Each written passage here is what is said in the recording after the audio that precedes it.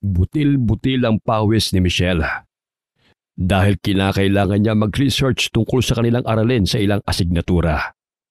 Marami din silang proyektong gagawin. Aminado siyang hindi siya ganoon kagaling sa aralin at tanging sa pagpapaganda lamang siya eksperto. Kaya karamihan sa kanyang grado ay bababa. Napangiti siya na makita si Isidro na nakaupo sa kantina. Tumabi siya sa lalaki at marahang hinaplos ang kamay nito. Hi Isidro! Mag-isa ka lang bang kumakain dito? Pwede bang tumabi sa'yo? Oo. Wala naman akong kasama, Michelle. Hindi makapaniwala si Isidro na pinansin siya ng babae na lihim niyang iniibig. Magkaklase sila noong sekundarya at may lihim na siyang pagtingin sa dalaga. Kaya't masaya siya nang malaman na sa iisang paaralan lamang sila nag-aaral nang makatungtong sa kolehiyo. Napaawang ang kanyang bibig nang hawakan ng dalaga ang kanyang kamay. Kumusta ka Isidro? Gusto mo bang lumabas tayo? Talaga, Michelle? Hindi mo na ako iniiwasan? Pagpasensyahan mo na kung iniiwasan kita nun Busy lang talaga eh. Pero pagbibigyan kita na makasama ako. Kailan ba ang free time mo? Kung free time, wala nga sa ngayon. Paano kasi ang dami kong tatapusin na proyekto? Patong-patong na nga eh. Hindi ako makakapasa pag hindi ko itong magagawa at maipasa sa aking mga guro. Maaari bang tulungan mo ko, Isidro? Batid ko namang maalam ka sa mga bagay na to eh. Walang problema, Michelle. Handa akong tulungan ka.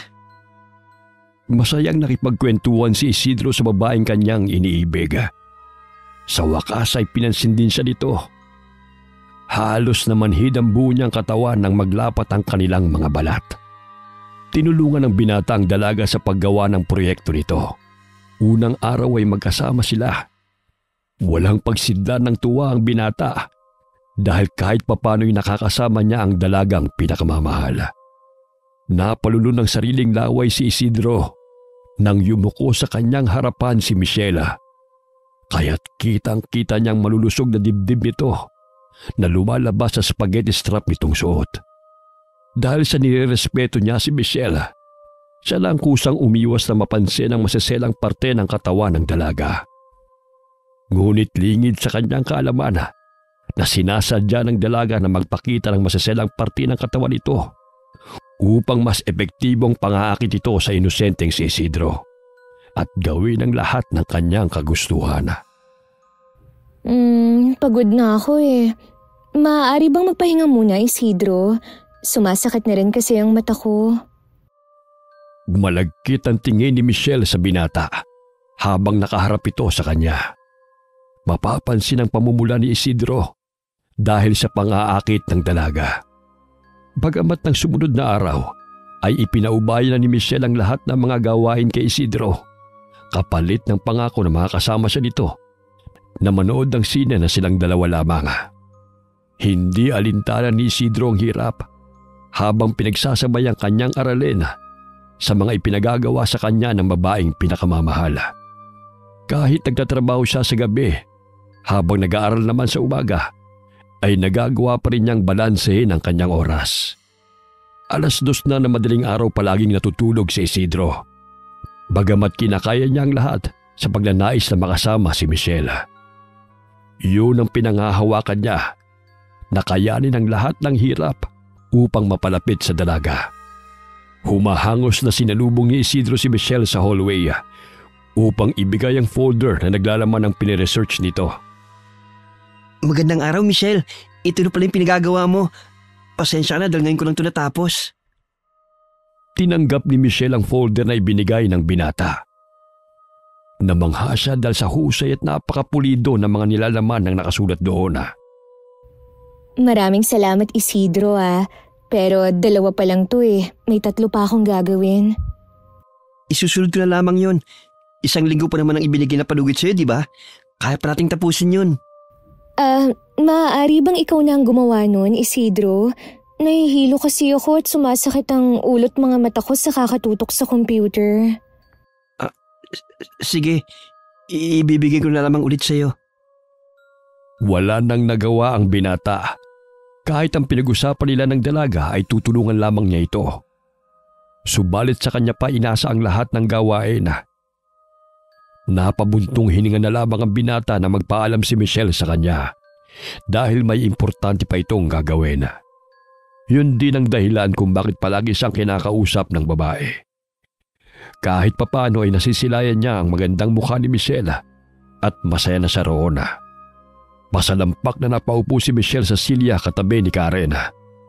Kinuha niya ang alkohol sa kanyang baga at halos maubos na ang isang bote sa kakaspray niya sa buo niyang katawan.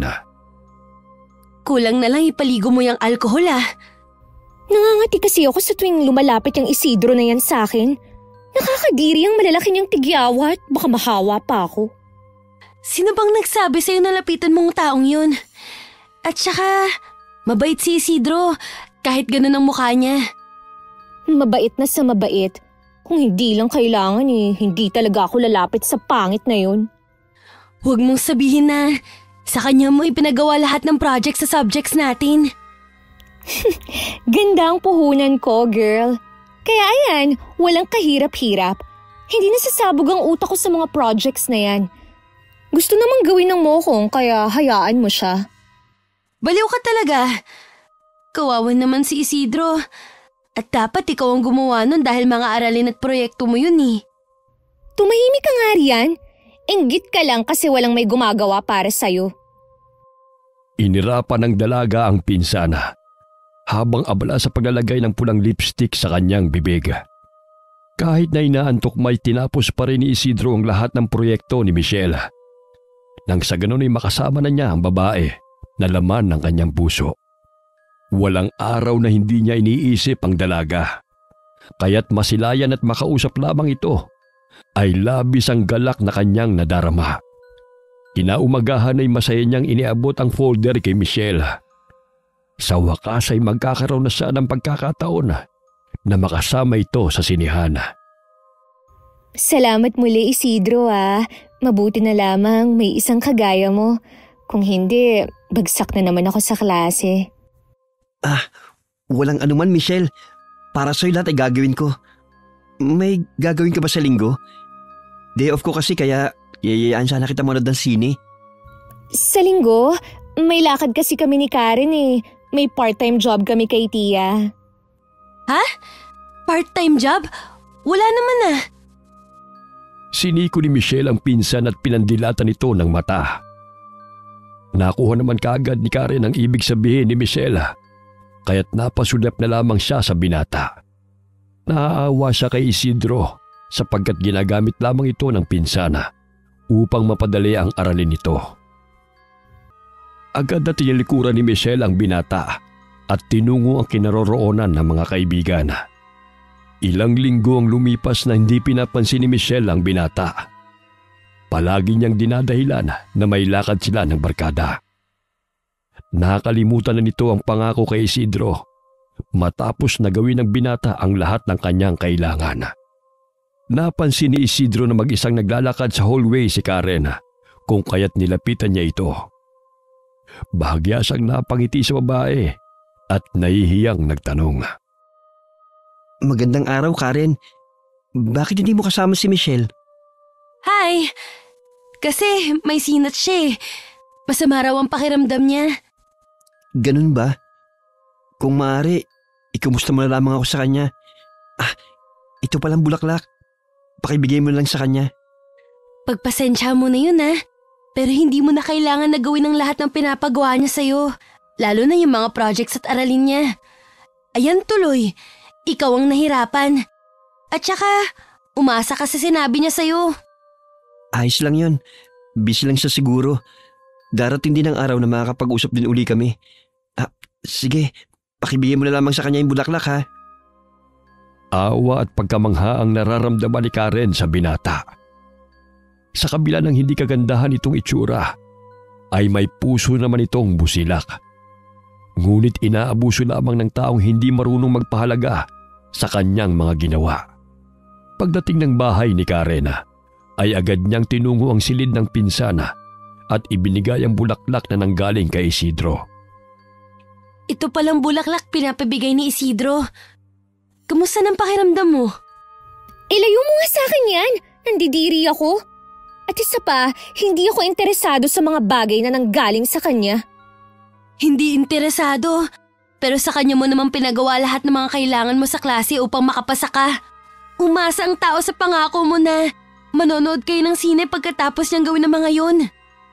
Pwede ba wag mo akong pangunahan? Kasalanan niya yon kasi mabilis siyang mauto. Sino naman ang sasama sa kanya sa ganung itsura? Ikaw na lang kaya? Alisin mo yung bulaklak sa harapan ko. Nabibwisit ako.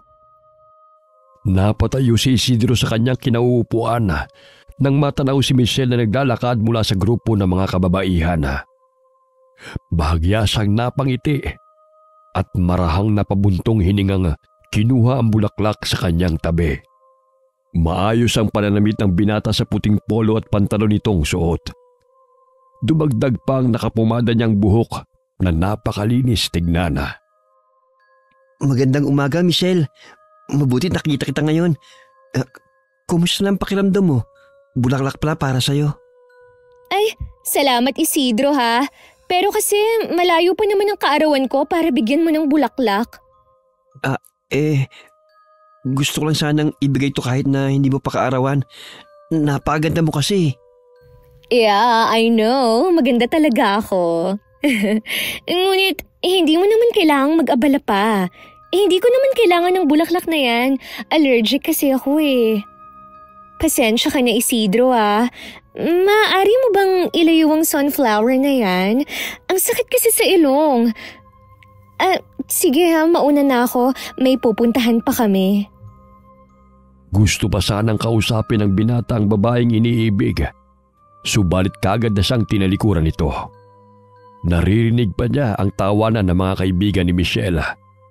Napapalingon pa mga ito sa kanyang kinaroroonan. Pasalampak na napaupo si Isidro at pailing-iling na napatingin na lamang sa sunflower na gusto niyang ibigay sa dalaga. 3 taon nang naniligaw si Isidro kay Michelle. Subalit hindi man lamang siya nito kinakausap ng maayos. Masaya na siya sa tuwing nilalapitan siya ng babae at nakikisuyo na gawin niya ang ibang proyekto ng dalaga. Batid niyang hindi siya gusto ni Michelle noon pa man. Subalit hindi siya nawawala ng pag-asa na balang araw ay mahuhulog ang loob nito sa kanya. Animoy napipiko na si Michelle sa kantyawan ng kanyang mga kaibigan. Tigilan niyo nga ako. Hindi ako magkakagusto sa lalaking yun. Sarat ang ilong at halos wala ng espasyo ang mukha sa mga tigyawat niya. Nakakadiri. Kahit sa panaginip, hindi ko kayang maglapat ang aming mga balat. Tumitirik pa ang mga matang sambit niya habang nakapamewang. Maya-maya'y sumulpot sa likuran ni Michelle si Carlos na isa sa kanyang manliligaw.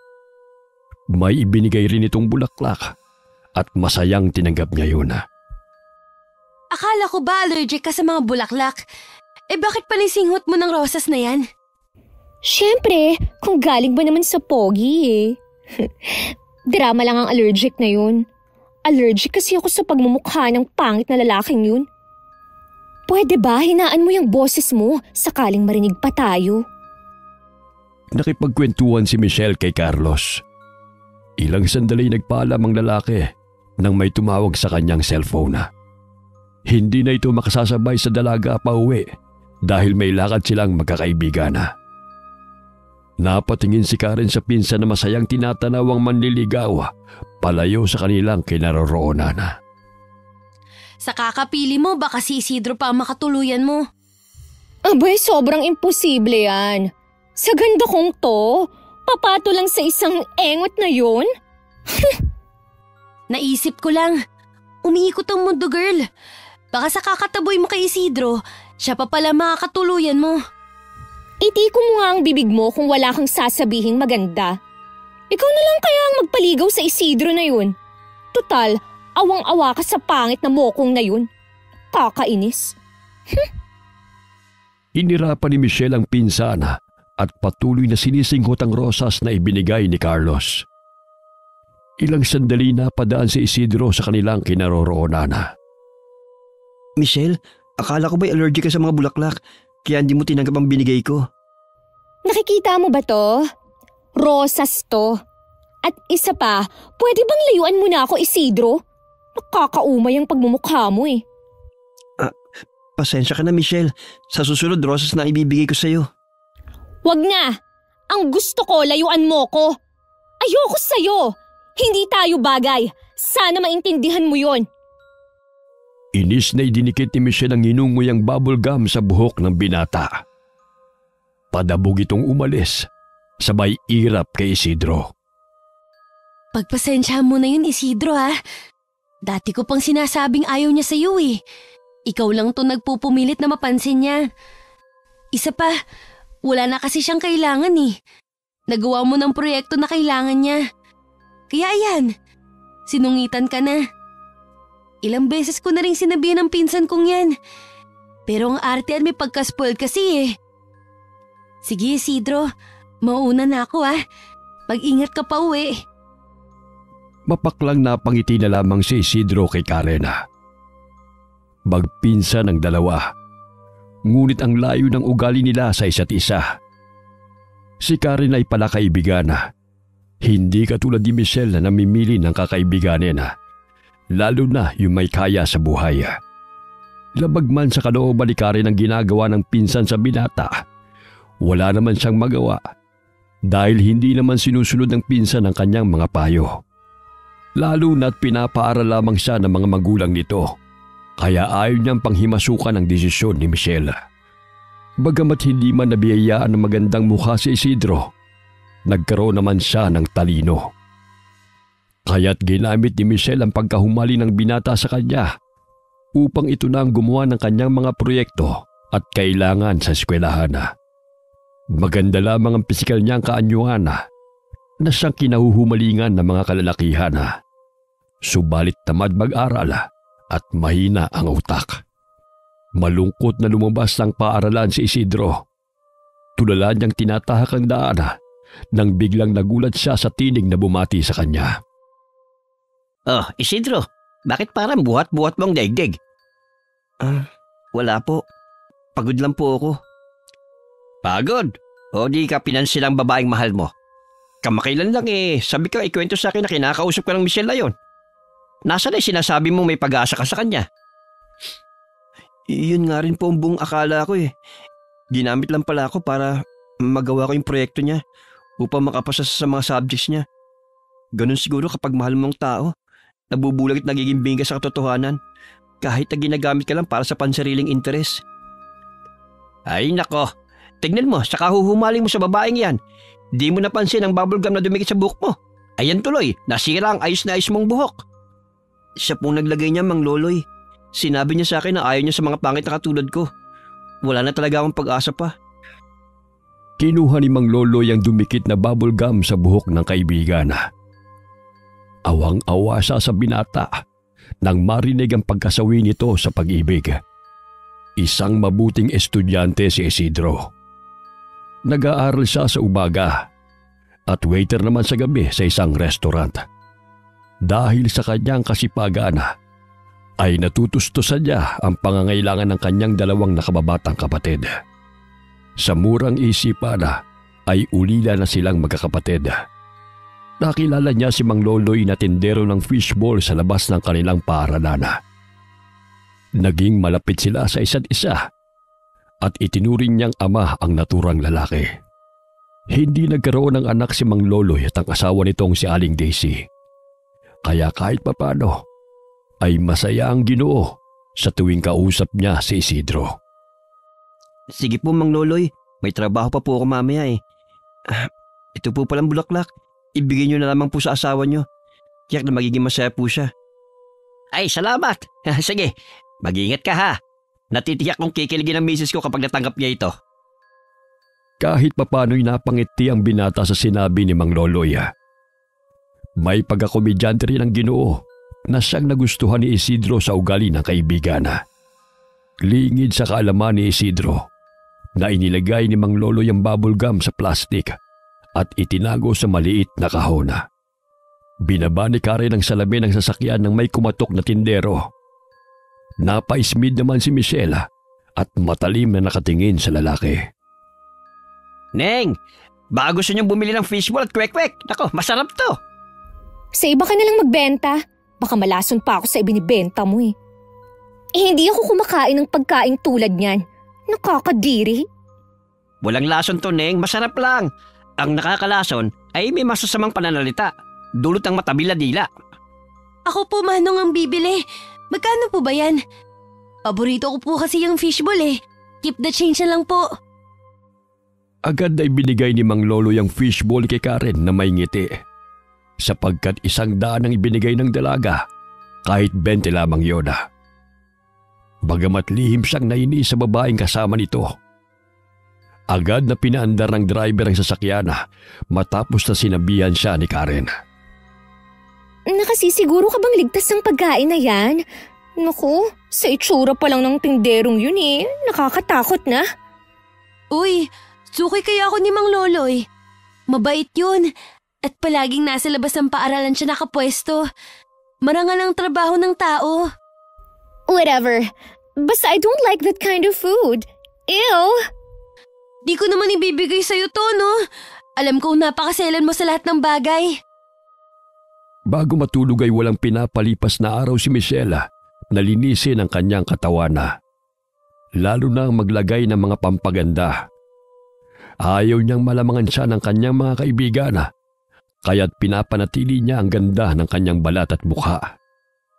2 beses sa isang buwan siya bumibisita sa klinika ng kanyang tiyahin na isang dermatologist. Uy, baka matunaw na yung mukha mo sa kakakuskus ng astringent. Hinihinay lang, Mitch. Ay nako, ayoko kasing lumalapit ang Isidro na yan.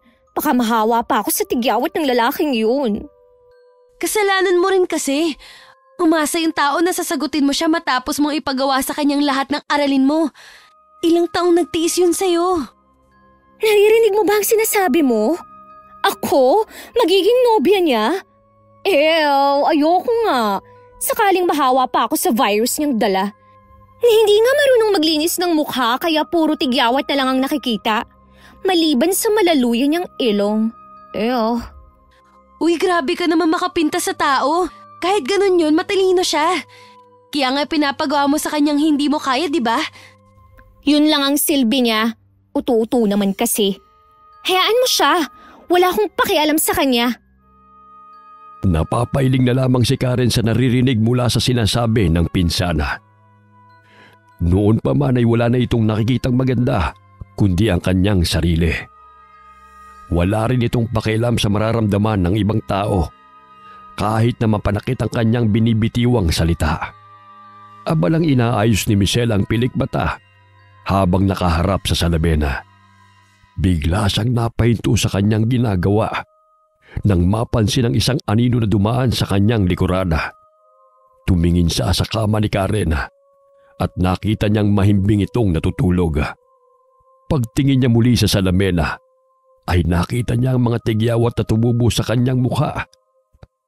Malakas na sigaw ang kanyang pinakawalan habang pinipilig-pilig niya ang ulo. Narinig ni Karen ang malakas na sigaw ng pinsana, kaya't bumangon siya at tinungo ang silid nito. Mitch! Gising! Mitch!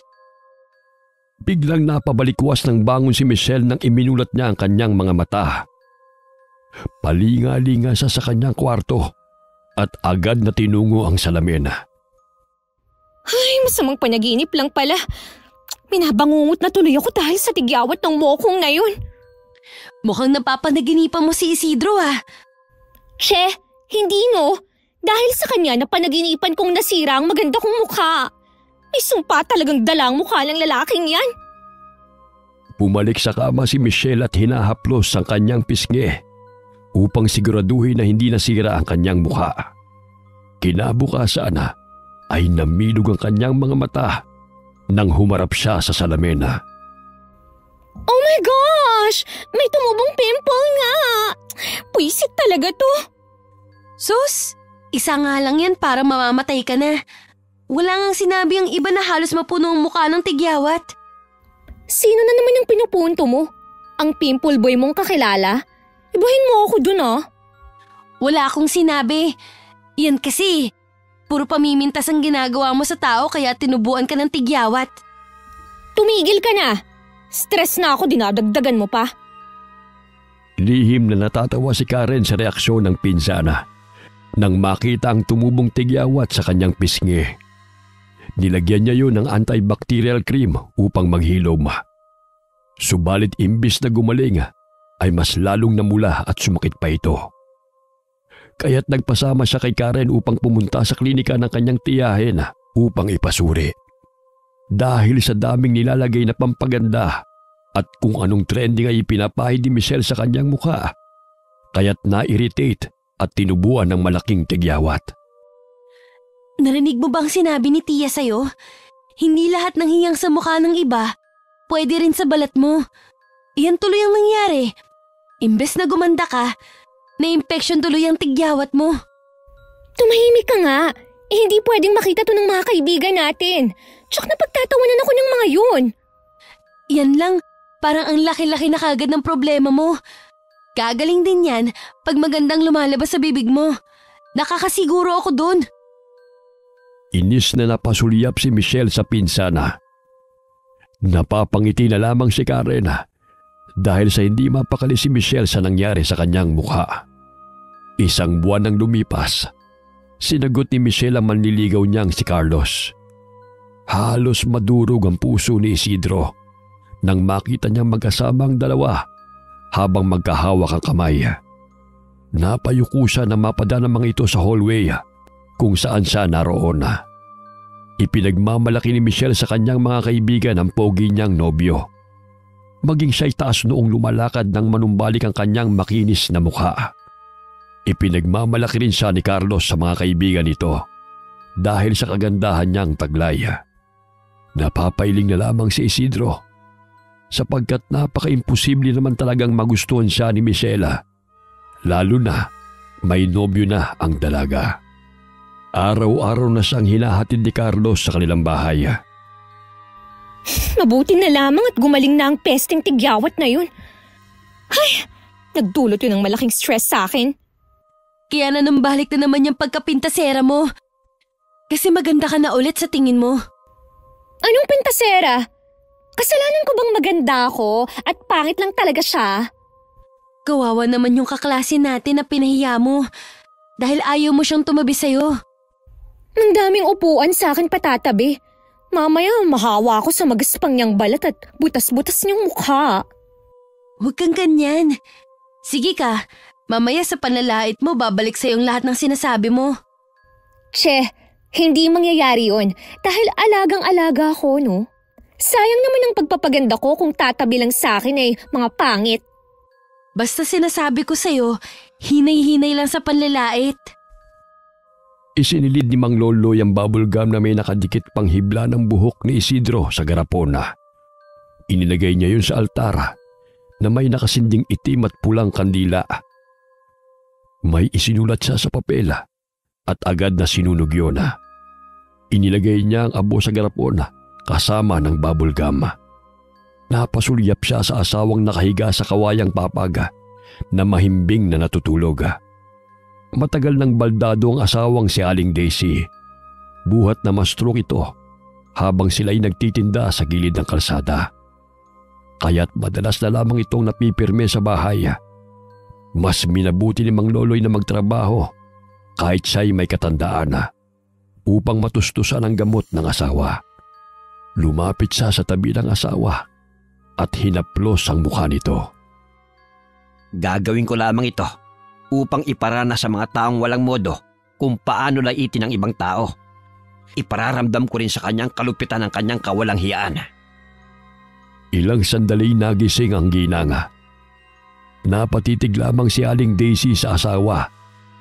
Gustuhin man niyang magsalita, ngunit walang kataga ang kumakawala sa kanyang bibig.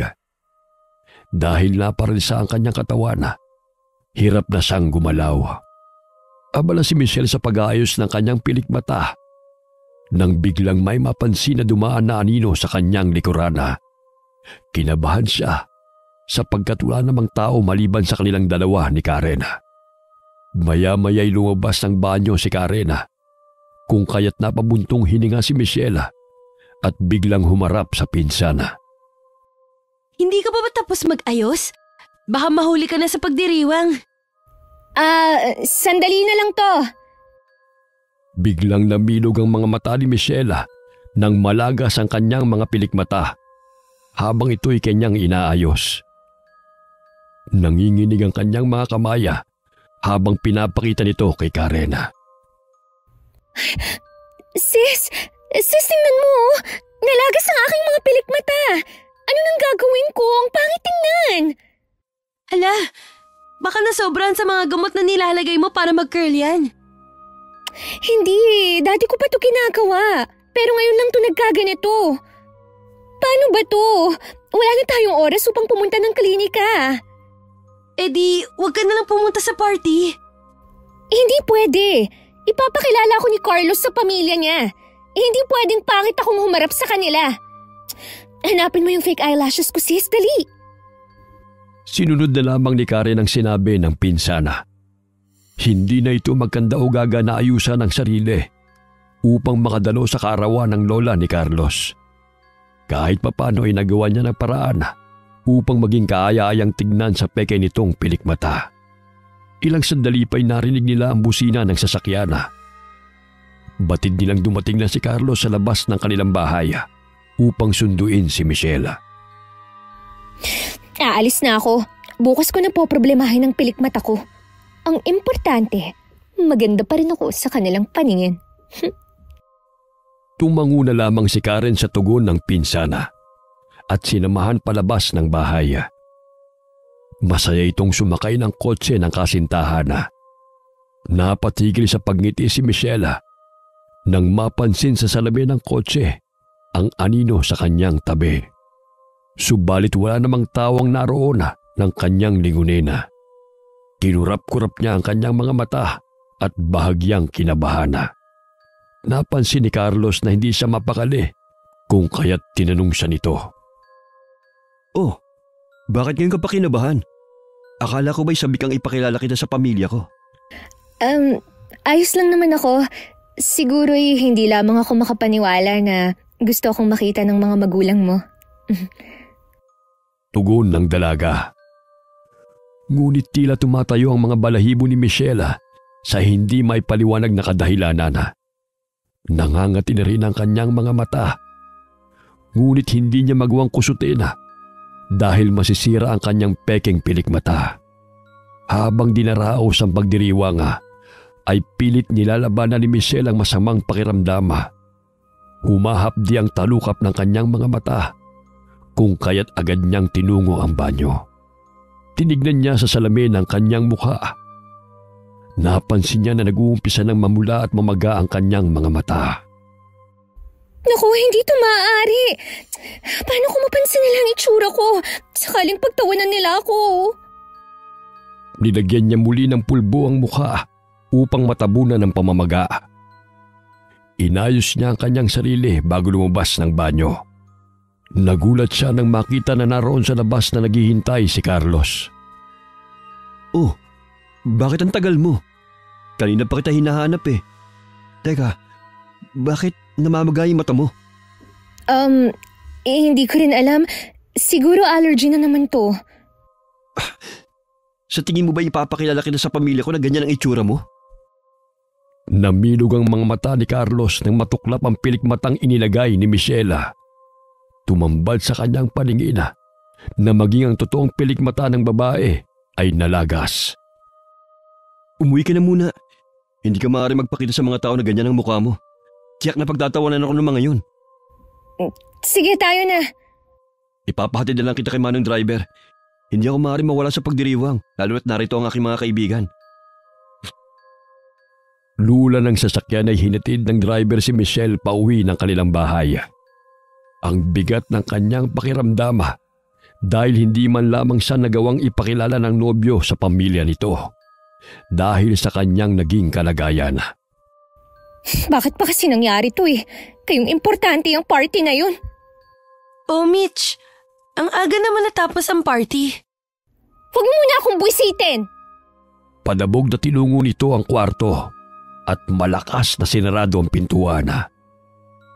Humagulgol siya nang iyak na makita ang magang-maga niyang mga mata. Uminom siya ng gamot upang maibsan ang kirot at pamamagano na. Hinayaan na lamang siya ni Karen at bumalik ito sa paglilinis ng bahay. Kinabukasan ay napansin ni Michelle na wala pa ring pagbabago sa kanyang nararamdaman. Dumagdag pa ang kanyang pagkainis nang hindi man lamang tumawag si Carlos upang siya ay kumustahin. Tinawag niya si Karen upang samahan siya sa doktora para ipagamot ang namamaga niyang mga mata. Baka epekto na yan ng mga samot-saring gamot na inilalagay sa pilikmata mo, sis. Baka na-irritate kaya nagkaganyan. Kaya nga magpapadoktor tayo, di ba? Kung maaari ay isarado mo yung bibig mo. Hindi ko kailangan ng opinyon mo. Okay, tara na po. Nagsuot ng itim na salamin si Michelle upang maikubli ang pamamaga ng kanyang mga mata. Bagamat wala pa ring pagbabago sa kanyang ugali, kahit gano'n na ang nangyayari sa kanya. Sinabi ng doktor na marahil nagka-impeksyon ang kanyang mga mata dahil sa samot-saring kemikal na kanyang ginagamit. Paano na po yan, Dok? Hindi na ba tutubo ang pilikmata ko? Lamlam ang mga matang tugon ng dalaga. Pinayuhan siya ng doktor na inumin ang mga gamot na inireseta at bawal na lagyan ng kolorete ang kanyang muka upang lubusan na siyang gumaling. Wala nang magawa si Michelle kundi sundin ang payo ng doktor. Bagamat hindi siya sanay na lumabas na hindi mapungay ang kanyang mga mata sa tuwing humaharap sa mga tao. Tiisin mo na muna, sis, upang lubusan kang gumaling. Matatapos di ang paghihirap mo.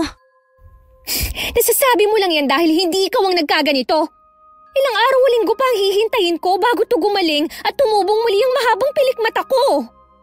Kaya nga, hintayin mo na lang ang araw na yun. Sa ngayon, sundin mo ang payo ng doktor. Pumasok ng paaralan ng nakasalamin si Michelle. Pinagtawanan siya ng kanyang mga kaibigan nang makita ang nangyari sa kanyang mukha. Dumagdag sa kanyang pagkainis nang makita si Carlos, kaya't nilapitan niya ito upang kausapin. Babe, bakit hindi ka man lang sumasagot sa aking mga message at tawag? Busy ako, Michelle. Marami kasi akong ginagawa eh. Oh, diyan ka na. Hinahanap na ako ni na Frank.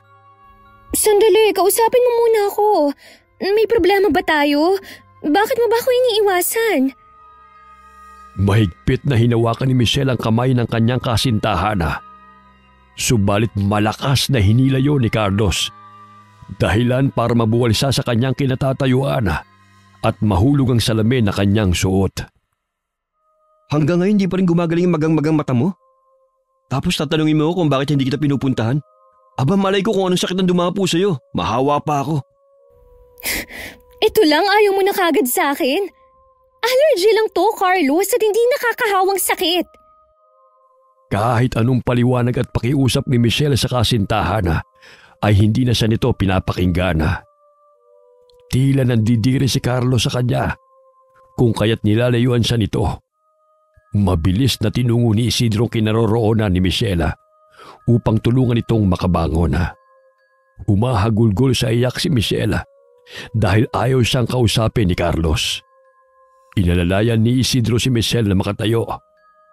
Subalit malakas siyang itinulak nito at binulyawan. Bitiwan mo nga ako! Ikaw ang dahilan kung bakit nagkandalache-leche ang mukha ko! Dahil sa kapangitan mong taglay kung kaya't nagkalat yung mga dala mong mikrobyo! Tingnan mo nga yung mukha mo! Pinutakti ng tigyawat yung balat mo! Tapos may lakas ka pa ng loob na manligaw at lumapit sa akin! Alam mo, Isidro, naririndi na ako sa'yo, ha? Lumayo ka sa akin! Ayaw na ayaw ko nang lumapit ka pa at makita ka dahil nakakahawa yung kapangitan mo! Galit na galit si Michelle kay Isidro. Agad nitong kinuha ang bag at patakbong lumabas ng paaralan. Tiimbagang nakatayo lamang si Isidro. habang pinagtitinginan siya ng mga estudyante. Tumakbo patungo sa kanilang kinaroroonan si Karen. Nagulat siya nang marinig ang naghuhurmentado niyang pinsana. Maging siya ay hindi pinansin ni Michelle. Isidro, pagpasensya mo na yun Naiinis na kasi siya dahil 1 linggo na. Pero hindi pa rin gumagaling ang pamamaga ng kanyang mga mata. Marami na rin siyang iniinom na gamot pero wala pa rin epekto. Hayaan mo na. Totoong pangit naman ako, Karen Ngunit hindi naman ako masamang tao. Alam ko naman yun. Batid ko rin na ikaw ang gumawa ng kanyang mga projects para makapasa siya. Maraming salamat sa kabutihan mo. Sige, susundan ko na muna yun Baka sana naman magpunta yun. Malungkot na lumabas ng paaralan si Isidro at napansin yun ni Mang Loloy. Oh, iho. Bakit malungkot ka na naman? Parang kinasanayan mo na yata yung pagpasa ng daigdig Kasi po sa akin binunto ni Michelle ang lahat Tinulungan ko na nga po siya sa lahat ng kanyang mga aralin. Sa akin pa siya galit. Ako raw po ang dahilan sa pagkasira ng kanyang mukha. Wala kang kasalanan, anak. Bakit? Ano pa nangyari sa kanyang mukha? Nakita ko kasing namamaga ang kanyang mga mata. Kaya siguro yun ang dahilan kung bakit nag-away sila ng kanyang nobyo. Nakita ko rin umiiyak siya. Ngunit tinulak lamang siya nito. Dahil ba sa hindi nakaaya-aya ang kanyang mukha? Kung kaya't pinagtulakan siyang palayo ng kanyang nobyo? Ang babaw ng dahilang yun, anak. Ang totoong pag-ibig ay hindi lamang nasusukat sa pisikal na kaanyuan, kundi sa busilak na kalooban. Hayaan mo na munang matuto yung Michelle na yan sa kanyang pagkakamali. Makiwari ko'y may ugaling di ka nais-nais din ng batang yan Sana po gumaling na siya para hindi na siya palaging galit. Kahit naman siguro maayos ang mukha niya, mas matindi pa rin ang panlalait niya sa mga taong nakapalibot sa kanya. Lalo na sa hindi maganda sa kanyang paningin. Kaya siguro nangyari sa kanya yan. Ipinagdarasal ko na lamang po na hipuin ng may kapal ang kanyang puso upang maging mabuti siyang tao. Samantala, nagsindi ng itim na kandila si Mang Loloy at ipinatak yun sa loob ng garapona. Ipinikit niya ang kanyang mga mata, sabay sambit ng mga kataga. Ang iyong masasamang pananalita at pang-aalipusta sa kapwa ay danasin. Magandang pagmumukha ay balik ta rin. Anumang kumakawala sa iyong bibig ay kusang mararamdaman mo rin. Paulit-ulit na usal ni Mang Loloy. Maya-maya'y sasambitin na naman niya ang mga Latin na kataga. Pinapatay niya ang apoy ng kandila gamit ang 2 daliri imbis na ihipana. Inilapag niya ang garapon sa itim na tela at sa ibabaw nun ay tinatakpan niya ng pulang tela. Hindi pa man nakapanhig ng bahay ay naririnig na ni Karen ang mga kalabog, kaya dali-dali siyang tumakbo upang pumasok ng bahay at puntahan ang silid ng kanyang pinsana. Pagbukas niya ng pintuan ay nadatnan niya ang nagkalat na mga gamit nito sa sahig. Basag ang malaking salamin nito sa aparador. Bukod doon ay namilog ang mga mata ni Karen nang makitang tinubuan ng mga butlig sa kaliwang pisngi si Michelle. Maging siya ay hindi na alam kung ano ang nangyayari sa pinsana. Puwisit! Puwisit na taong yan! Puwisit na mukhang ta! Kung hindi dahil sa nangyayaring to sa akin, hindi sana hindi ako hiniwalayan ni Carlos. Siguro may sumpat kamalasang dalang pangit na Isidro na yan. Tingnan mo ang mukha ko. Nagiging katulad na ng pangit niyang mukha. Hindi, sis. Siguro allergic ka lang talaga sa huli mong nagamit na cream. Bukas ipasuri natin yan. Tapos ano? Hindi man lang umiepekto ang mga gamot. Nakakasawa na ang magmukhang pangit sa mata ng mga tao. Ayoko ng mukhang to. Siguro may pagkademonyo yung Isidro na yan, kaya nangyari to sa akin. Huwag mo namang sisihin ng tao. Wala siyang ginawang masama kundi ang tulungan ka. Nanlilisik ang mga mata ng dalaga habang binubulyawan ang pinsan at pinapalabas ito ng kwarto. Sinunod na lamang ni Karen ang kagustuhan ni Michelle. Agad na dinampot ng dalaga ang telepono at may tinawagan sa kabilang linya. Napatigil siya sa pagsasalita nang may mapansin na taong nagkukubli sa likod ng kurtina. Marahang tumayo si Michelle. Mabilis niyang hinawi ang kurtina upang makita kung sino ang naroon. Kinabahan siya dahil wala namang tao. Nakaramdam siya ng panlalamig sa buo niyang katawan at tumindig ang kanyang mga balahibo. Napaatras siya dahil palakas ng palakas ang kabog ng kanyang dibdib. Ilang sandali pa'y bigla na namang nagpakita sa kanya ang itim na anino. Nandilat ang kanyang mga mata. Nang tumambad sa kanyang paningin, ang lumulutang na itim na anino sa ere at wala itong muka. Malakas siyang sumigaw kung kaya't bumalik muli si Karen sa kanyang silid. Maging ang katulong nilang si Susana ay tumakbo patungo sa kanyang kinaroroonan. Takot na itinuro ni Michelle ang kanyang nakita. Subalit walang nakita sina Susan at Karen. Magpahinga ka na lang muna. Pagod lang yan. Ilang araw ka na rin hindi kumakain ng maayos at nakakatulog. Hindi na lamang pinatay ni Karen ang ilaw sa silid ni Michelle. Nilinis nila ni Susan ang mga basag na salamin at mga gamit na nagkalat sa sahig. Sinamahan niya si Michelle hanggang sa makatulog ang pinsana. 11:00 ng gabi, umuuwi si Isidro galing restaurant. Habang naglalakad, ay nagulat siya nang hablutin siya ng 3 lalaki at paulit-ulit na binugbog. Anong kasalanan ko sa inyo? Wala akong pera! Kaya pakawalan niyo na ako! Kahit anong pakiusap niya sa 3 lalaki, ay hindi pa rin tumitigil ang mga ito sa pambubugbog sa binata. Ilang sandali pa'y may narinig silang pumito na gwardya, kung kaya't binitiwan nila si Isidro at agad na sumakay ng motorsiklo. Iniwan nila si Isidro na duguan at namimilipit sa sakit. Agad na tumawag ng ambulansya ang gwardya upang madala si Isidro sa ospital. Punong-puno ng dugo ang mukha ng binata, dulot ng natamo nitong pinsala. Nadurog ang buto niya sa ilong, kung kaya't kinakailangang operahan. Nawala ng malay si Isidro dahil sa labis na naramdamang sakit. Mabuti na lamang ay nakita ng gwardya ang ginawa sa kanya ng mga kalalakihan, kung kaya't hindi siya tinuluyan ng mga ito. Sa tulong ng may-ari ng restaurant na pinagtatrabahuhan ni Isidro, ay naoperahan ang binata. Hindi na iba si Isidro kay Ginoong Calixto, sapagkat ang binata ay isa sa pinakamasipag niyang empleyado at isa sa mga scholar na kanyang pinapaaral. Nagising si Isidro sa ospital. Tanging ang isang nurse lamang ang naroon.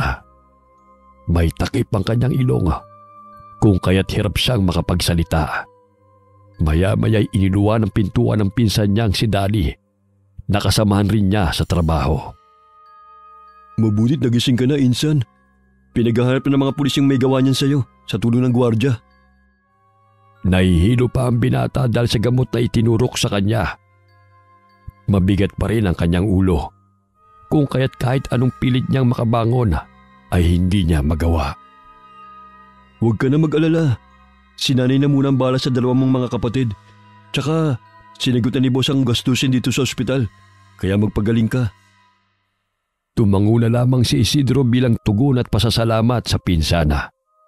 Nagkataon na day off ni Danny nung gabing binugbog si Isidro, kung kaya't wala itong kasama nang siya'y umuwi. Hindi sukat akalain ng binata na pagtitripan siya ng mga kalalakihan. Ilang araw na natili si Isidro sa ospital. 1 linggo siya bago nakalabas ng pagamutan. Pinagpahinga muna siya ni Ginoong Calixto hanggang lubusan siyang gumaling. Bumabalik siya ng ospital para sa kanyang check-up. Lumipas ang 1 buwan bago tanggalin ng doktor ang bendahe sa kanyang ilong. Dahil sa metal na ipinilit sa buto ng ilong ni Isidro, ay hindi siya makapaniwala nang makita ang itsura sa salamin. Dok, ako po ba talaga yan? Ang malapad kong ilong, pinatangos niyo po . Natawa ang doktor sa naimulalas ng binata. Maging ang kanyang pinsana ay namangha sa pagbabago ng itsura ni Isidro. May magandang dulot din ang pambubugbog sa iyo. Magpabugbog din kaya ako. Sobrang kasiyahan ang nadarama ni Isidro nang makita ang pagbabago sa kanyang mukha. Hindi na katulad ng dati na malapad ang gilid ng kanyang ilong. Tinanggal ng mga doktor yun kung kaya't umaliwalas ang kanyang mukha. Dulot ng saktong taas lamang ng ilong. Animoy kahawig na siya ng paborito niyang artista na si Vong Navarro. Habang nasisiyan si Isidro sa pagbabago ng kanyang mukha, ay ganoon na lamang ang pagkayamot ni Michelle sa palala ng palala niyang kalagayan. Hindi na siya pumapasok ng paaralan dahil pinagtatawanan na siya ng kanyang mga mag-aaral. Sa tuwing lumalabas siya ng bahay, ay nakatalokbong siya ng bandana at nakasuot ng salamin. Sinundan niya ang sasakyan ni Carlos upang tukuyin kung saan ito pumupunta. Naningkit ang kanyang mga mata nang makitang bumaba ito sa isang kondominium at sinalubong ng isang babae na pamilyar ang mukha. Bumaba siya ng sasakyan at padabog na tinungo ang kinaroroonan ng dalawa. Mga walang iya kayo! Mga taksil! Ikaw na babae ka! Itinurong kitang kaibigan tapos ikaw lang pala ang aagaw sa boyfriend ko! Pwede ba, Michelle? Huwag ka mag-iskandalo rito. Tignan mo nga yung mukha mo. Sa tingin mo ba'y magugustuhan pa rin kita sa itsura mong yan? Tantanan mo si Carlos. Kung ayaw mong sirain ko yung pagmumukha mong ilusyonada ka! Umalis ka na nga rito. Hayaan mo na kami. Hindi ka na kagandahan, Michelle. Pero kung kumakawala sa bibig mo, hindi pa rin ka nais-nais. Wala ka pa rin pinagbago. Diyan ka na nga. Halos madurog ang puso ni Michelle dahil ipinagpalit siya ni Carlos sa kaibigan niyang si Beatriz na may makinis na kutis. Hayaan mo na nga sila. Huwag mong ipilit ang sarili mo sa taong ayaw sa'yo. Parang kabuti ka na bigla na lamang susulpot. At bakit mo ako sinusundan? Natural. Nag-aalala ko sa'yo eh. Baka mapano ka dahil sa galit mo. Sumakay ng sasakyan sina Michelle at Karen. Mabilis yung pinaharurot ng dalaga. Bumuhos ang luha sa kanyang pisngi dahil sa matinding galit kina Carlos at Beatriz. Hindi niya napansin na tumatawid ang isang lalaki na sakay ng bisikletang di karitona. Mabuti na lamang ay nakailag ang tindero at tanging kariton nito ang nabangga. Wisit talaga oh! Bakit kasi paharang-harang ka sa daan ha? Aba, Ineng, hindi mo ba nakita tawiran nito? Nababasa ba yung nakapaskal sa karatula? Slow down! Daig mo pa yung may humahabol sa'yo eh. Ang layo ko na sa'yo, naabot mo pa ako? Ang sabihin mo, ignorante ka lang na matanda ka. Alam mo naman na may paparating na sasakyan eh. Pinipilit mo pang tumawid. Abay, hinay-hinay ka sa pananalita mo, Ineng. May katandaan lang ako. Ngunit hindi pa ako ulyanin. Malinaw pa ang aking paningin. Kaya't nakikita ko kung may sasakyan na paparating. O baka ikaw yung ignorante sinasabi mo. Hala, bayaran mo ang nasira mong kariton ko. Abay, hindi ako magbabayad. Eh ikaw tong tatanga-tanga. Namumukhaan kita eh. Ha? Ikaw yung supladang kasama ng estudyante suki ko eh. Abay, ganyan na nga nangyari sa mukha mo. Ngunit wala ka pa rin kadala-dala. Maras pa rin yung dila mo. Bastos kung makapagsalita. Umalis ka na sa harapan ko. Hinding-hindi kita babayaran, tanda. Sige, bababa na muna ako. Mauna ka nang umuwi. Huwag mong bayaran ng matandang yan. Ilang sandali pinaharurot na muli ni Michelle ang sasakyan. Hinatid siya ng tingin ni Karen at Mang Loloy. Walang araw na hindi galit si Michelle. Buhat ng may iniinda na itong karamdaman. Patawad po, Mang Loloy.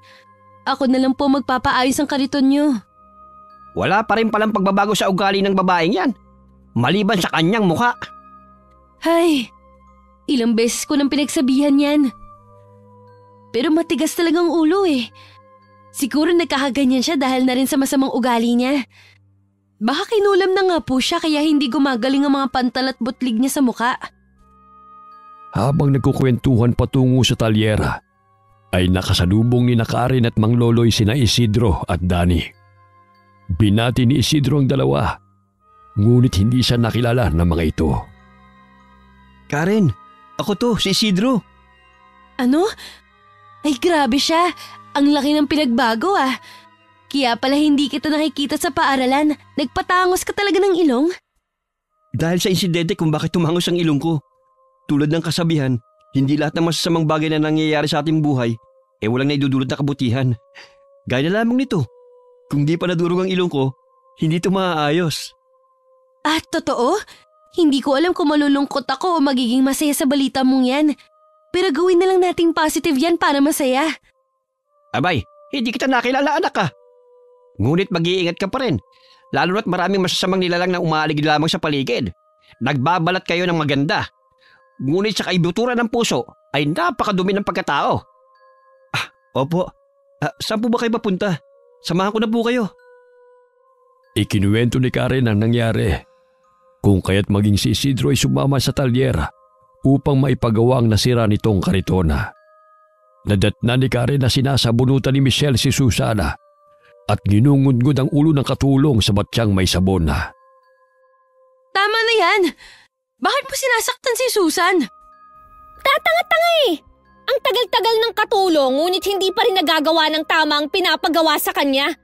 Nadumihan ng paborito kong damit at hindi na matanggal. Hinay-hinay sa pananakit, Michelle.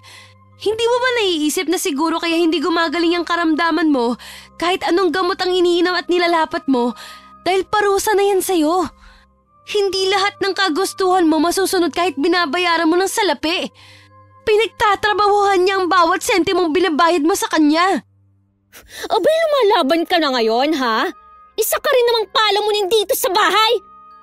Kung ano man ang binibigay sa akin ng mga magulang mo, yun ay dahil pinagtatrabahuhan ko rin yun. Ginagawa mo nga akong katulong eh. Mga gawain mo sa eskwela, ako pang gumagawa upang tumaas ang grado mo. Sis, hindi ka na maganda. Pangit ka na rin tulad sa mga taong nilalait mo. Sila pangit lang itsura. Ikaw pangit na nga ang ugali. Yan pang nangyari sa iyong muka. Kaya hina-hina sa pananakit ng panglalait mo ng tao. Dahil isa-isa ka nang nilalayuan. Hindi makapaniwala si Michelle sa sinabi ng kanyang pinsana. Unang beses siyang sinagot ni Karen ng ganoon dahil na rin sa napunuang dalaga sa masama nitong pag-uugali. 1 taon na lamang ay makakapagtapos na si Karen sa kolehiyo. Ngunit hindi na niya makakayanan pang makasamang pinsan niyang si Michelle dahil palala ng palala na ang masamang ugali nito. Imbis na maging mabuti dahil sa kalagayan nito, ay hindi pa rin nawawala ang katarayan at pagiging matapobre ng dalaga.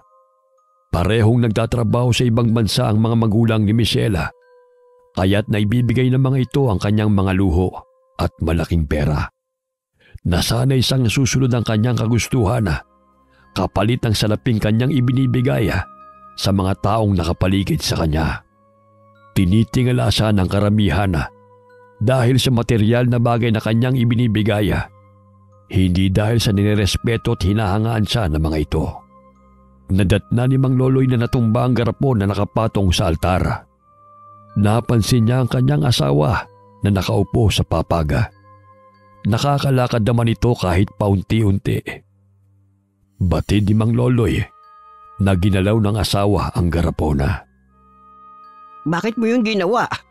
Gusto ko lang namang bigyan ng leksyon ng batang yon. Tanging tingin at pilit ng ngiti lamang ang tugon ni Aling Daisy sa asawa. Batid ni Mang Loloy na inako ng asawa ang pangungulam sa taong ginawa nun ni Mang Loloy. Sakaling balikan siya ng kapangyarihang sumbalik ay maiiwas ito ang Ginoo. Ngunit kapalit naman nun ang pinsalang balik sa ginanga. Dahil sa ginawa ni Aling Daisy ay humina ang kapangyarihan ng kulam na isinagawa ni Mang Loloy. Hindi na niya mababawi yon dahil nagsagawa na ng ritual ang kanyang asawa. Baldado man ang pisikal na katawan nito, ngunit magagawa pa rin niyang sambitan ng orasyon sa pamamagitan ng kanyang isipan. Ginawa yun ng ginang dahil ayaw niyang mapahamak ang asawa. May sakit na naman siya kung kaya't tanggap niya ang mangyayari sa kanya. Sakaling gamitan man ito ng mahikang sumbalik. Isang araw, inatake muli ng stroke si Aling Daisy. Sa pagkakataong yun ay binawian siya ng buhay bago madala sa ospital. Kahit sa kanyang nalalapit na kamatayan, ay iniisip pa rin niya ang kapakanan ng asawa. Kaya inako niya ang kapalit sa ginawa ni Mang Loloy. Nanggaling sa mga mangkukulam ang pamilya ni Mang Loloy at Aling Daisy. Ngunit minabuti nilang mamuhay ng normal, malayo sa kanilang pamilya, na puro karahasan at mahikang itim ang pinaiiral sa tuwing may taong kagalit. Subalit sa pagkakataong sagad na sa buto ang kasamaan ng dalagang si Michelle, ay ginamit muli ni Mang Loloy ang kakayahan sa pangungulama upang bigyan sana ito ng leksyon. Umiiyak na niyakap ni Mang Loloy ang bangkay ng asawa. Marahan niyang hinaplos ang ulo nito. Batid kong natatakot kang mapahamak ako. Noon pa man, palagi mo na lamang inaako mga bagay na sa tingin mo ikapapahamak ko. Maraming salamat, mahal. Ngunit kinakailangan natin minsan na turuan ng aral ang mga taong wala ng ginawa, kundi ang mga alipusta ng kapwa. Hindi man nabiyayaan ng anak si Mang Loloy. Napakaswerte naman niya sa asawa na mabait at mapagmahala. Kung kaya't nang sabihan siya nito na umalis ng lugar nila sa Siquijor, ay agad niyang sinunod ang kagustuhan ng kanyang asawa.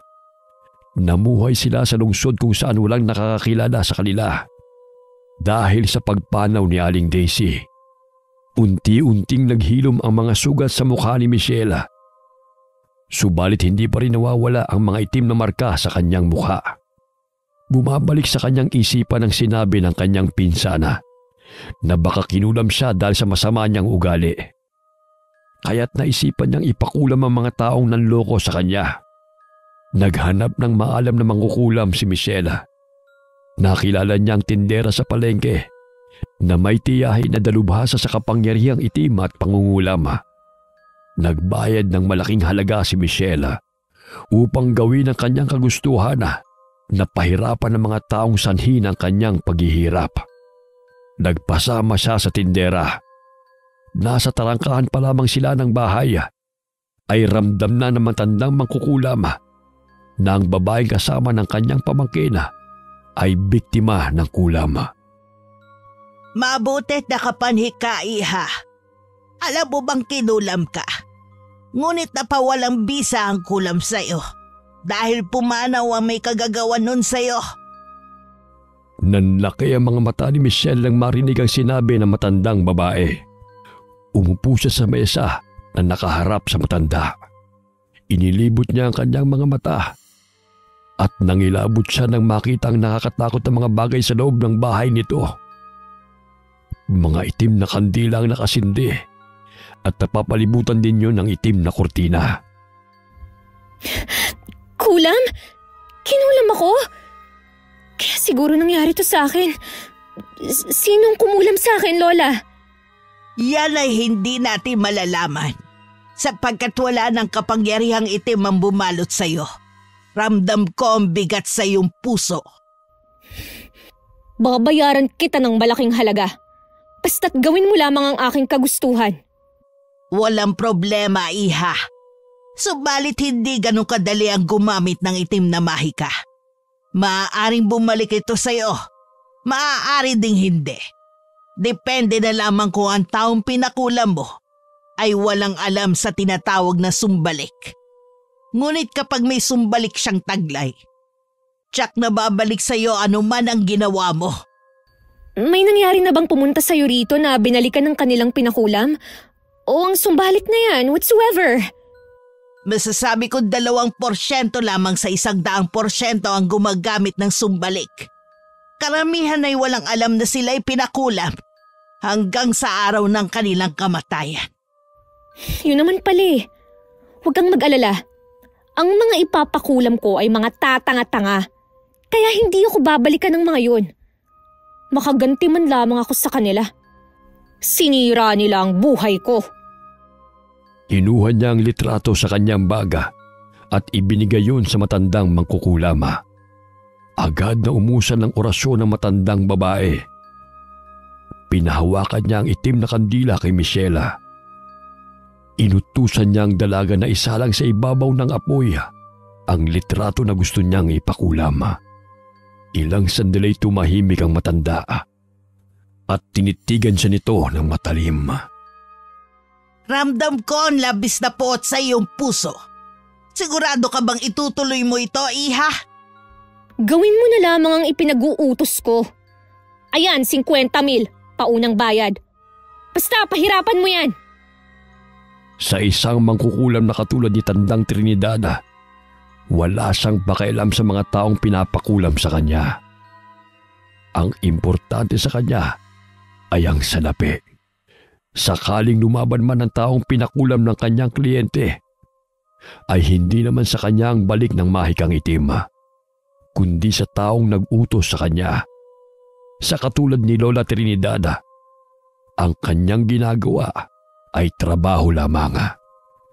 Walang halong emosyon, lalo na ang awa. Hindi lahat ng mangkukulam ay masasama. Katulad na lamang ni Namang Loloy at Aling Daisy, pinipili nila ang mga taong kanilang ginagamitan ng mahikang itim. Yun ay ang mga taong may masasamang pag-uugali. Malakas ang palahaw ni Beatriz nang makita ang sarili sa salamin. Tinubuan siya ng pantal sa buong katawan. Nilalabasan pa ito ng malalapot na likido na siyang sanhi ng masangsang na amoy. Bawat araw na lumilipas ay palala ng palala ang kalagayan ng babae.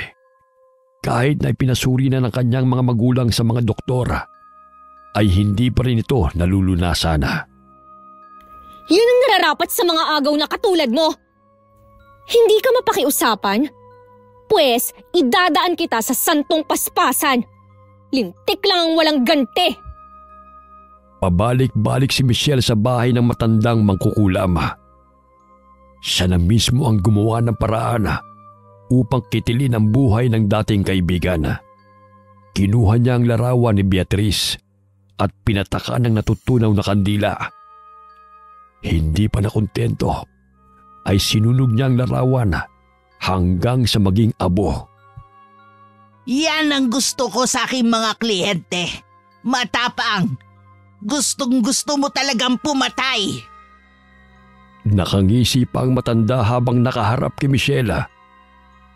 Lumalabas ang itim niyang mga ngipin at nanlilisik ang mga mata na siyang dumagdag sa nakakatakot niyang itsura. Huwag kang mag-alala. Malakas ang kapangyarihang itim na kumapit sa pinakulam mo. Wala na siyang kawala. Halos gumuho ang mundo ng mga magulang ni Beatriz nang makita ang kalunos-lunos na kalagayan ng kanilang anak. Tila isinalang sa apoy ang buong balat nito dahil animoy natusta. Bitak-bitak din ang balat sa ibang parte ng kanyang katawan. Hindi na nakayanan ni Beatriz ang paghihirap, kaya't binawian ito ng buhay. Labis ang tuwa na naramdaman ni Michelle nang mabalitaan ang pagpanaw ng dating kaibigan. Napatunayan niya na napakagaling at epektibong mangkukulam ni Lola Trinidad. Sinagad mo kasi ang pasensya ko eh. Kaya't nararapat lamang na mangyari sa'yo yan. Sinaksak niya ng kutsilyo ang mukha ni Beatriz sa larawan na nakadikit sa dingding. Naisip niyang bisitahin si Carlos at pilitin ang dating kasintahan na makipagbalikan sa kanya. Nagkataon na naroon ang binata sa labas ng bahay at nagmamadali na pumasok ng kotse. Nagulat si Carlos nang biglang may humawak ng kanyang braso. Carlos, maaari ba tayong mag-usap kahit saglit lang?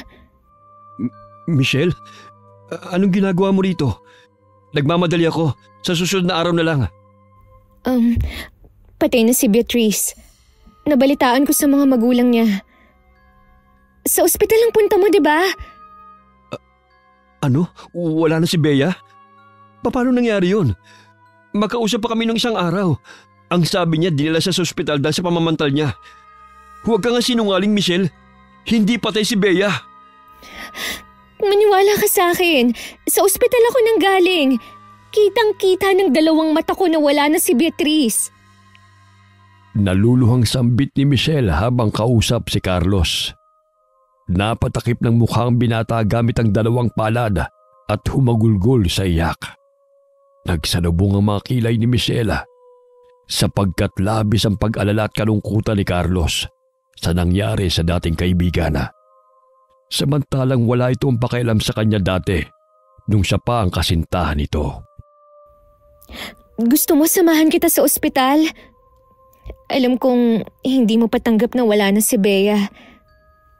Narito naman ako, Carlos, para sa'yo. Pwede ba, Michelle? Dayuan mo muna ako pakiusap.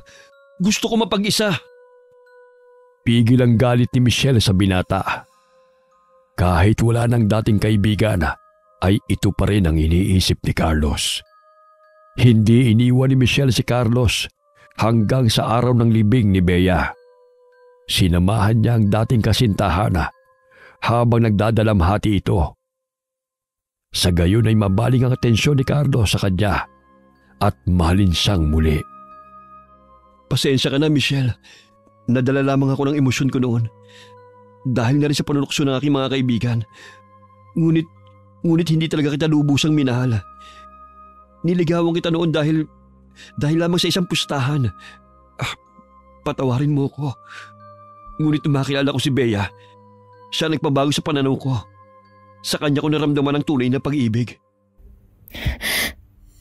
Anong sabi mo? Pustahan?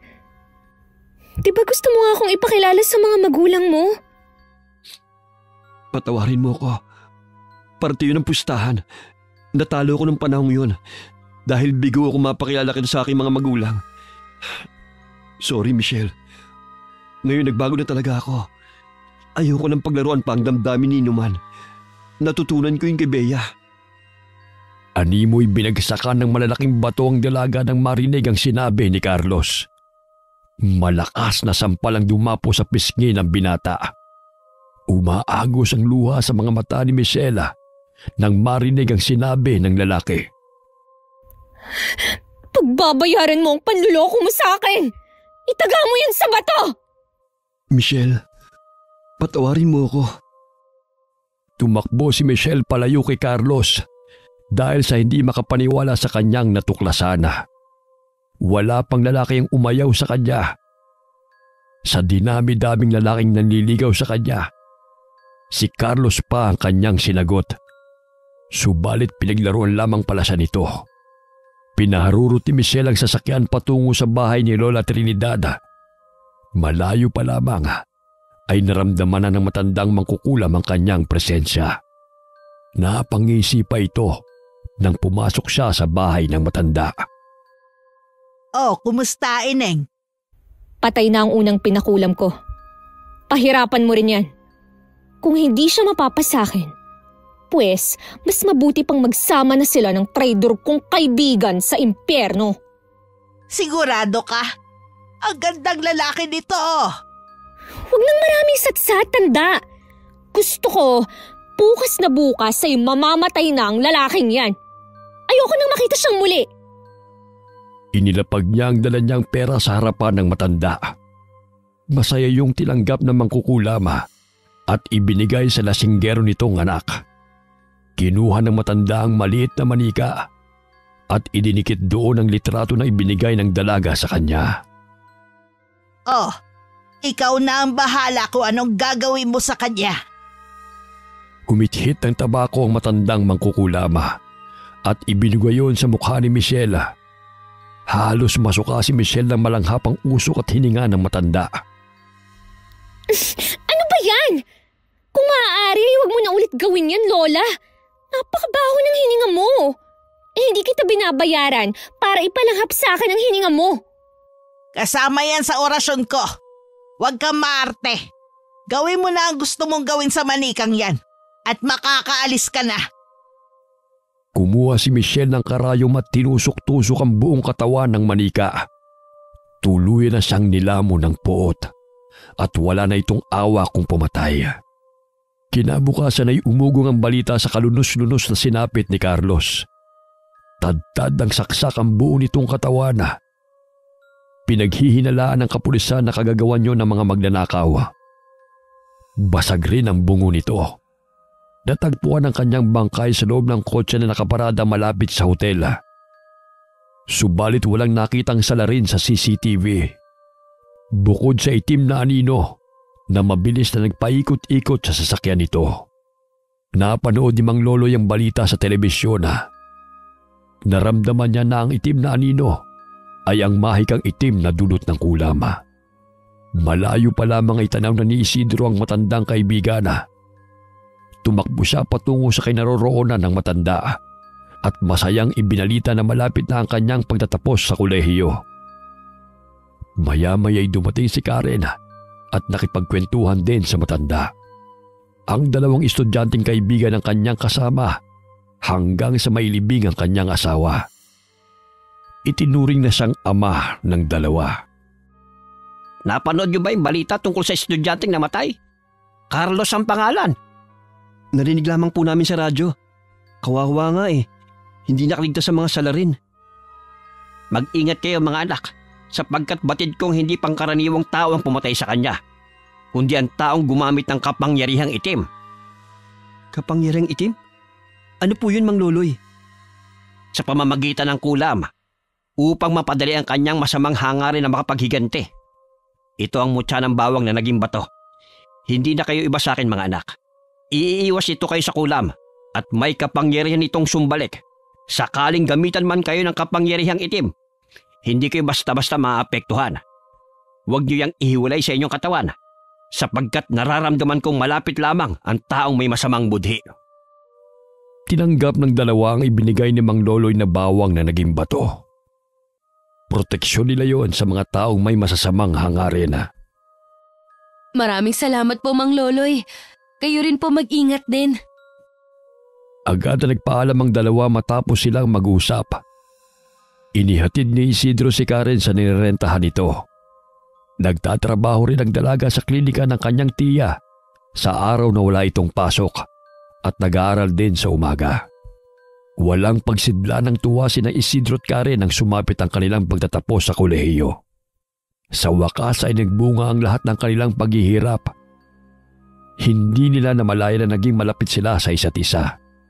Hindi na nahirapan ang dalawa sa paghahanap ng trabaho, sapagkat may trabaho nang naghihintay sa kanila. Si Karen ay ginawang manager ng kanyang tiya sa klinika nito. Samantalang si Isidro ang namahala sa isang branch ng restaurant kung saan siya nagtatrabaho noon. Dahil sa kanyang kasipagan ay pinagkatiwalaan siya ni Ginoong Calixto na kanyang amo. Unti-unting umunlad ang buhay ni Isidro. Ang nooy nilalait dahil sa kanyang pangit na itsura ay tinitingala na ng karamihan. Nang dahil kay Karen ay unti-unti nagbago ang magaspang na balat ni Isidro. Marami mga makinarya na dulot ng makabagong teknolohiya upang pagandahin ang balat. Kahit papano'y kuminis ang mukha ni Isidro at nawala ang kanyang mga tigyawat sa tulong ng radio frequency at carbon pico laser. Dahil may trabaho na siya at nakayanan ng matustusan ang pangangailangan ng kanyang mukha, ay ginawa niya upang maging presentable rin sa kanilang mga customer at hindi mandiri sa kanya. Noon ay tagahugas lamang siya ng pinggan sa restaurant at nakatakip ng mask ang kanyang mukha. Ngayon ay nakakayanan na niyang humarap sa mga customer nang hindi nahihiya. Napansin ni Michelle ang pinsan na bumaba sa magarang sasakyan kasama ng isang lalaki. Sa hinuha niya ay mayaman ng lalaki, kaya nagka-interes siya sa manliligaw ni Karen.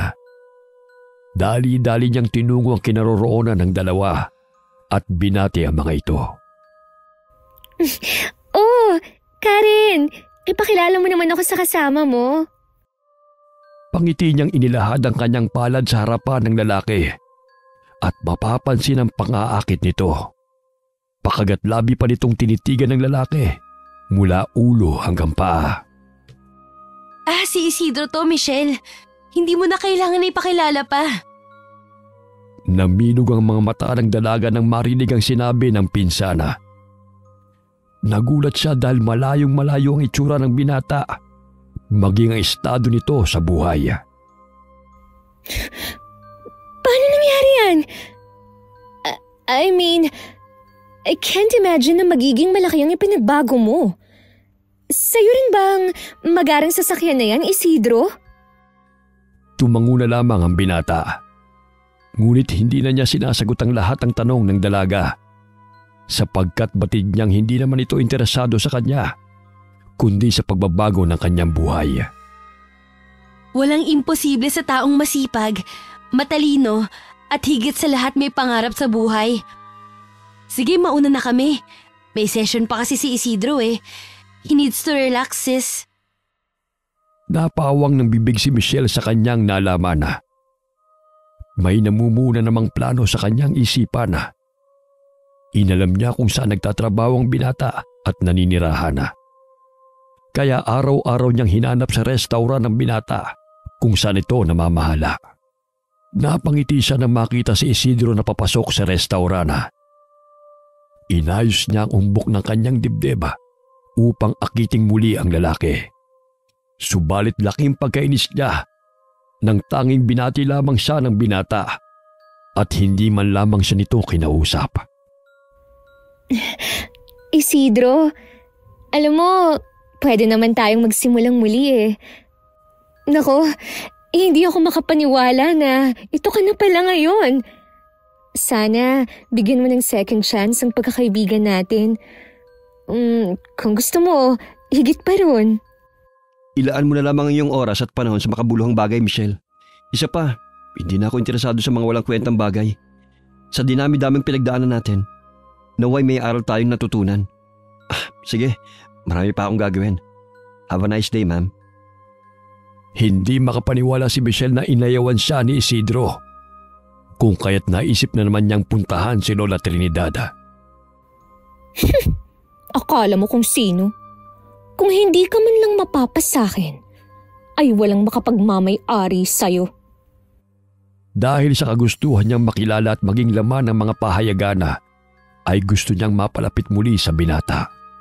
Sapagkat naging inspirasyon ang buhay ni Isidro.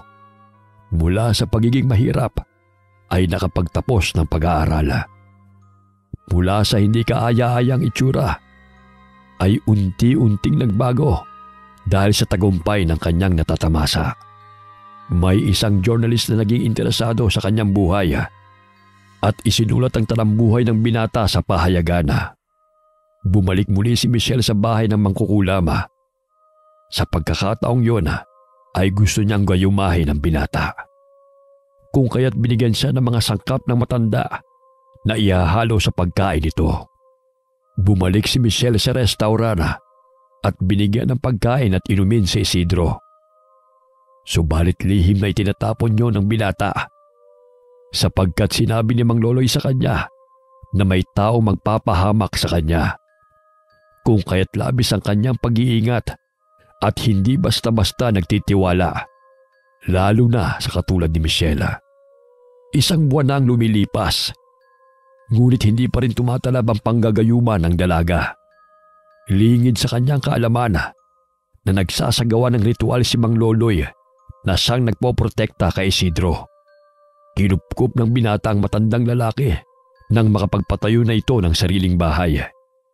Itinuring niya itong tunay na ama.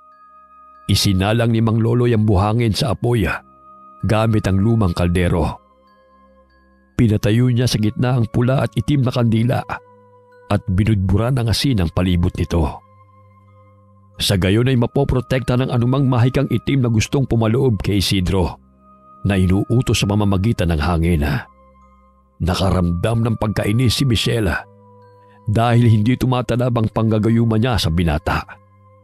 Kahit na sa paraan ng palipad hangin, naisip niyang patay na lamang ang binata kung hindi naman niya makuha ang kanyang kagustuhan. Ayan ang litrato ng huling papatayin natin. Ang tigas kasi ng bungo eh. Akala mo kung sino? Parang matching naman ang mukha nun. Gusto ko siyang mamatay sa lalong madaling panahon. Napahagikik ang matanda ng kuli ng salapi na inilapag ng dalaga sa kanyang harapan. Nagsimula na itong magsambit ng orasyon. Idinikit nito ang litrato sa lumang manika. Galit na inundayan ang saksakyo ni Michelle ng paulit-ulit. Hindi pa nakontento, ay binuhusan niya yon ng mainit na tubig. Namilipit si Isidro dahil sa naramdamang sakit sa kanyang tiyana. Hindi niya maipaliwanag ang kirot na nararamdaman kung kaya't kagad siyang pumunta sa ospital. Subalit hindi pa rin napapawi ang sakit na kanyang nararamdaman sa mga gamot na inilapat sa kanya. Tumawag siya kay Mang Loloy, kaya't nagmadali naman ang matanda na puntahan ang binata. Pagpasok pa lamang niya ng ospital, ay ramdam na niya ang bigat ng kanyang katawan. Kinukulam si Isidro. Malakas ang kapangyarihan na gumagawa nito sa kanya. Kinuha niya ang malilit na sangkap na kawangis ng pinatigas na pirasong lupa. Dali-dali siyang pumasok sa kwarto ni Isidro at pinainom ang sangkap na gamot sa binata. Tiisin mo na lamang ang lasa. Makatutulong sa iyo ito, anak. Matinding kapangyarihang itim na gustong pumatay sa iyo. Kinukulam ka. Patuloy na namimilipit sa sakit si Isidro. Ilang sandali pa'y nagsuka siya ng itim na likido. Ngunit patuloy na pinapakain sa kanya ni Mang Loloy ang gamot sa kulam. Maging ang mga nurse ay nataranta, kung kaya tinawag nila ang doktor sakaling sumabog na ang apdo ni Isidro. Ilang sandali pa'y naging maayos na ang kalagayan ni Isidro. Mabuti na lamang ay nailabas niya ang itim na likido, kung hindi ay tuluyan na siyang mamamatay. Kahit papano'y pinoprotektahan ka ng mutya ng bawang, iho. Habol-habol ang hininga ng binata nang mapawi ang kirot na kanyang nararamdaman. Sinuri siya ng doktora, ngunit maayos na ang kalagayan ng binata. Normal lahat ng resulta ng laboratorio, kung kaya't laking pagtataka ng doktor kung bakit nagsuka ito ng likido. Unti-unting nanumbalik ang lakas ni Isidro. Kinabukasan ay umuwi na ito sa kanilang bahay at nagpahinga. Binuksan ni Isidro ang telebisyon upang manood ng balita. Laking gulat niya nang makitang nahulog sa bangin ng kotse ni Michelle at lasog-lasog ang katawan nito habang naroon sa loob ng kotse. Walang sino man ang naging saksi sa pagkamatay ng dalaga. Dahil sa sumbalik na kapangyarihang taglay ng mutya ng bawang at ritual na isinagawa ni Mang Loloy, ay bumalik ang kulam kay Michelle. Maging si Lola Trinidad ay nagkaroon ng malubhang karamdaman. Uminit ang buo niyang katawan. Kahit anong gamot ang inilapat ng mga anak niya, ay hindi pa rin ito nalunasan. 2 araw lamang bago namatay si Michelle, ay namatay din ang matandang mangkukulam. Labis ang pag-aalala ni Karen kay Isidro nang mabalitaan ang nangyari sa binata. Hindi sila makapaniwala sa sinapit ni Michelle. Ramdam ni Mang Loloy na ang naturang babae ang siyang sanhi ng kulam. Lumipas ang panahon at nagkamabutihan sina Isidro at Karen. Umunlad ang kanilang pamumuhay dahil sa kanilang kasipagan at tiyaga. Hindi nasusukat ang kagandahan ng tao sa panlabas na anyo, kundi sa kabutihan ng puso. Sa modernong panahon ngayon, ay wala nang imposible na pagandahin ang sarili dahil sa tulong ng makabagong mga teknolohiya. Ngunit ang kabutihan ng puso at pagkatao ay walang katumbas na halaga at walang sino man ang makapagpapabago nito. Wakas.